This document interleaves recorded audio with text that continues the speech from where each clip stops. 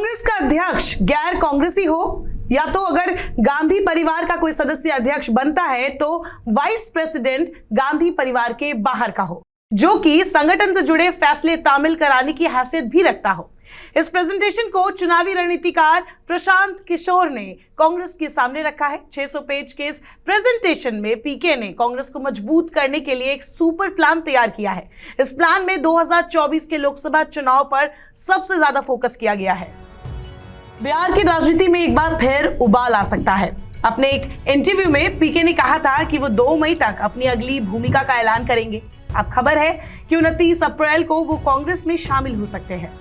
इसके साथ ही अब चर्चा होने लगी है पीके के उस प्रेजेंटेशन की, जिसके जरिए वो कांग्रेस में एक बार फिर से जान फूंकने वाले हैं।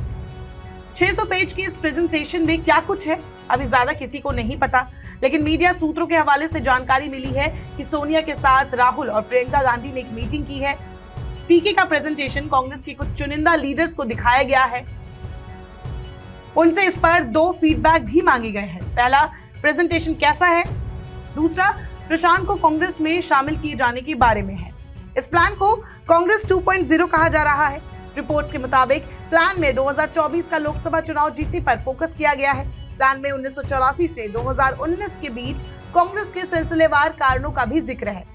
कांग्रेस का अध्यक्ष कोई गैर गांधी परिवार का हो, क्योंकि इस चुनाव में कोई भी पार्ट ले सकता है। ऐसे में अगर गांधी परिवार का कोई सदस्य अध्यक्ष बनता है तो एक वर्किंग प्रेसिडेंट या वाइस प्रेसिडेंट गांधी परिवार से बाहर का होना चाहिए, जिसके पास संगठन के फैसले को तामील करने की हैसियत हो। इसके अलावा प्रियंका गांधी की भूमिका भी खास रखी गई है। उन्हें संगठन महासचिव बनाने की बात इस प्रस्ताव में शामिल है, जो कि अध्यक्ष के साथ अटैच हो और हर बड़े निर्णयों में अपना रोल निभाता हो। साथ ही जानकारी की माने तो इस प्रेजेंटेशन में राहुल गांधी को पार्लियामेंट्री बोर्ड का चीफ बनाया जाना चाहिए, ये भी कहा गया है। Indian National Congress, it can not be allowed to die, it can only die with the nation.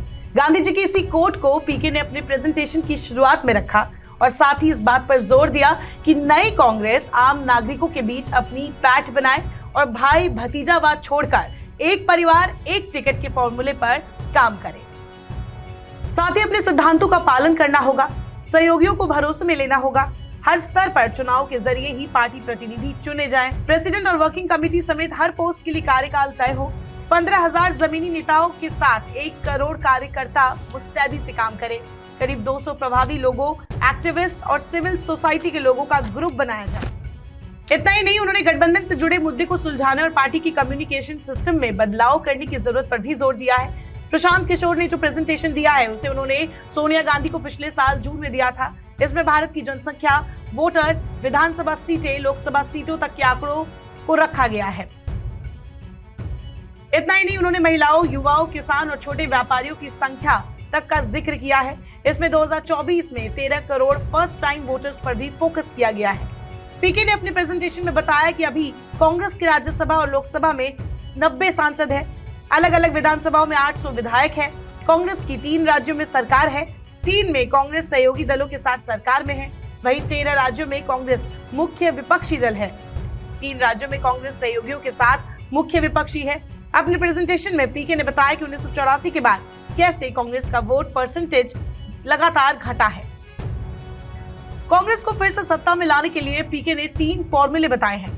पहला, कांग्रेस पूरे देश में सिर्फ अकेले चुनाव लड़े। दूसरा, कांग्रेस भाजपा और मोदी को हराने के लिए सभी पार्टियों के साथ आए और यूपीए को मजबूत करे। तीसरा, कुछ जगहों पर कांग्रेस अकेले चुनाव लड़े और कुछ जगहों पर सहयोगियों के साथ मिलकर लड़े। इस दौरान कांग्रेस राष्ट्रीय पार्टी की छवि को बरकरार रखे। बहरहाल पीके की काबिलियत पर हर किसी को पूरा विश्वास है। पीके जब कोई काम करते हैं तो उसका सक्सेसफुल होना लगभग तय माना जाता है। पीके ने कांग्रेस को मजबूत करने के लिए जो प्लान बनाया है, इस पर पार्टी का क्या रुख होता है ये तो वक्त बताएगा, लेकिन इस वक्त सबकी नजरें इस बात पर भी टिकी है कि क्या कांग्रेस आने वाले दिनों में पीके को कोई बड़ी जिम्मेदारी देने वाली है। नमस्कार, मैं हूं मानक गुप्ता। अगर आपको हमारा ये वीडियो पसंद आया हो तो इसे लाइक और शेयर जरूर करें और हाँ, हमें सब्सक्राइब और फॉलो करना ना भूलें ताकि आप देश और दुनिया की कोई खबर मिस ना करें। तो जुड़े रहिए हमारे साथ और देखते रहिए न्यूज़ 24।